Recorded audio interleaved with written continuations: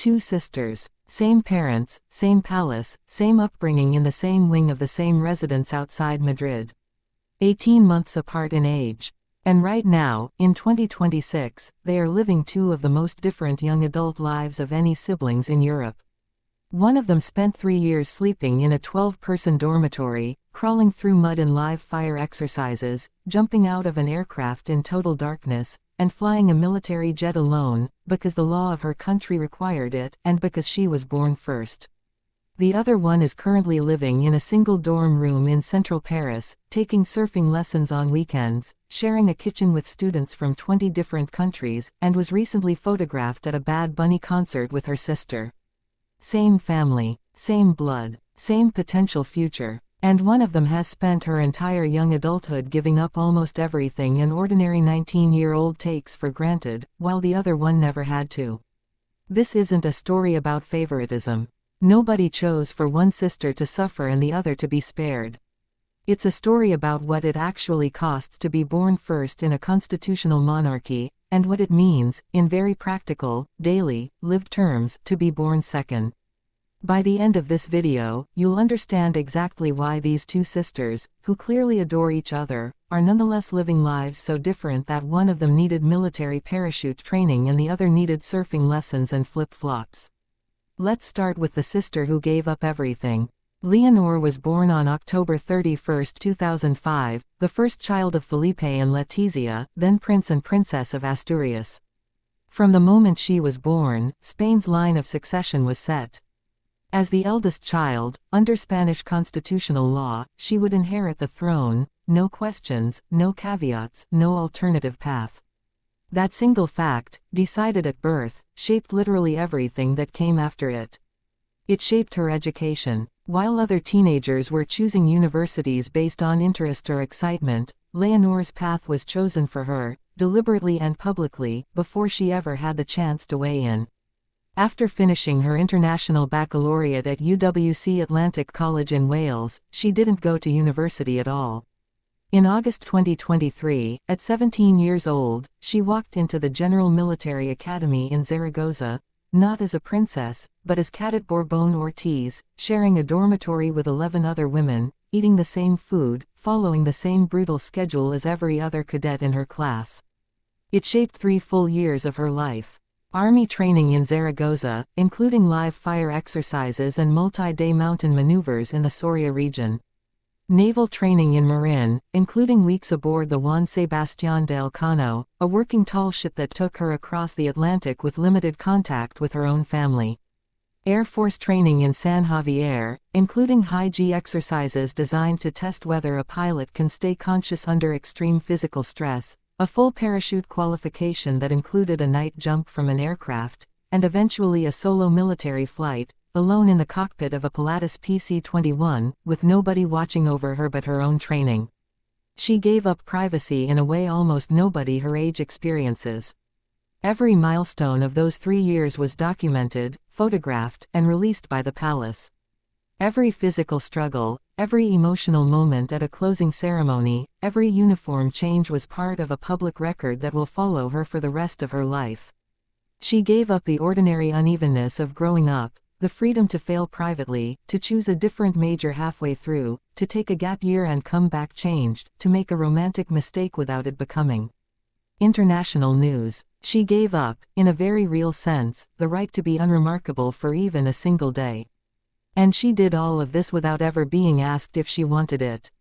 There was no moment where 17-year-old Leonor sat down with her parents and discussed alternative life paths. The Constitution decided her future before she could speak. Everything since has been about preparing her to carry a weight she never had the option to put down. Now look at her sister. Sofia was born on April 29, 2007, 18 months after Leonor. And the moment of her birth carried an entirely different meaning for her own future.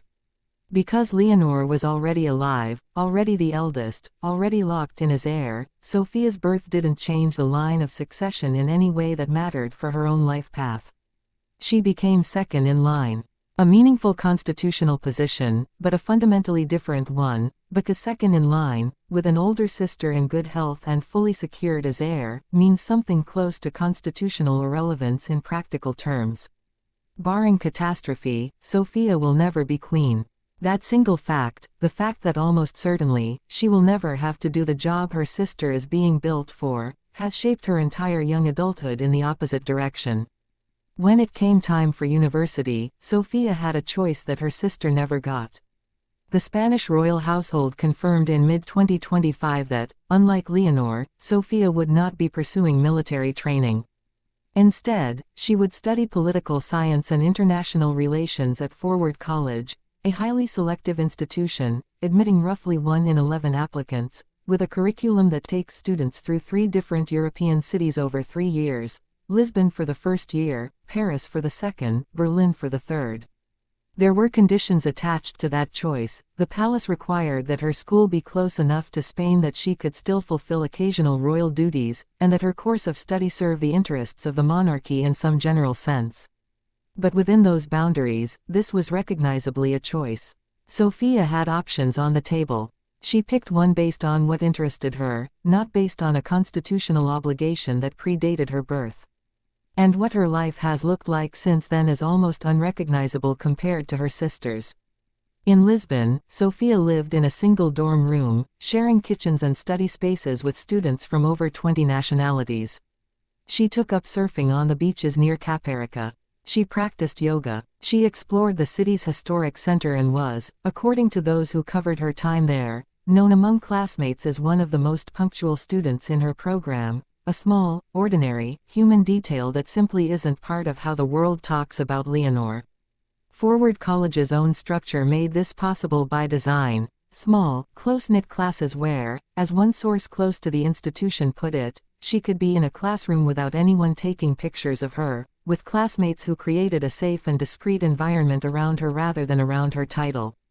In June 2026, she finished that first year and prepared to move to Paris for her second, taking up residence at the Cité Internationale Universitaire, a campus built specifically to host thousands of international students from around the world, with national residence halls representing dozens of countries.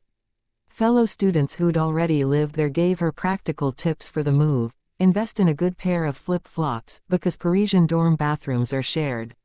That is the texture of Sophia's current life. Shared bathroom logistics. Flip-flop recommendations from classmates. The kind of mundane, real, slightly funny detail that almost never appears in coverage of her sister, because her sister's life has almost no room left for the mundane. Sophia has taken on some institutional duties. She's made solo appearances, including a visit to a guide dog training center on her father's birthday, and she's accompanied Leonor and the rest of the family for major state occasions, including a private audience with Pope Leo XIV. But these appearances are occasional, lower stakes, and explicitly scaled to her position as second in line rather than first. Where Leonor's calendar has been built entirely around proving her readiness to inherit a throne, Sophia's calendar has room in it for an actual life, friendships made in a Lisbon dorm, weekends learning to surf, a Bad Bunny concert with her sister that made headlines specifically because it was so unexpectedly normal.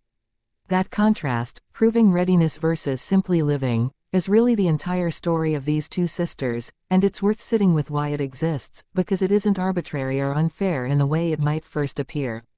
It's structural. It's what a hereditary constitutional monarchy actually does to siblings, mechanically, regardless of how close they are or how much affection exists between them. In a hereditary system, the entire weight of institutional continuity falls on exactly one person per generation. That person doesn't get to choose whether they want the job, the same way nobody chooses their birth order. But everyone adjacent to that person, siblings, especially, gets to exist in a strange kind of shadow position, close enough to the institution to be shaped by it, but far enough from its core demands to retain something the heir never gets back. A version of choice. A version of privacy. A version of an ordinary mistake that doesn't become a constitutional incident. This isn't unique to Spain. It's the same mechanism that's produced wildly different adult lives for royal siblings across Europe for centuries, heirs groomed from birth for one specific job, while their siblings, even when they remain prominent public figures, get meaningfully more room to define themselves. What makes the Spanish case particularly stark right now is the timing. Leonor's 3 years of military training and Sofia's first 2 years of university happened simultaneously, covered by the same media outlets, often in the same articles, drawing the exact comparison this video is making in real time, as it was actually happening. Spanish coverage openly described it as the first real divergence between the sisters' paths, the moment where, for the first time in their lives, their education stopped looking anything alike. And it's worth being honest about what each sister actually gained and lost in that divergence, because neither path is simply better. Leonor gained something her sister will likely never have, a level of demonstrated, tested, publicly verified competence that very few heirs to any throne in modern history can claim. She gained the kind of earned legitimacy that comes from genuinely difficult things, done without shortcuts, in full public view.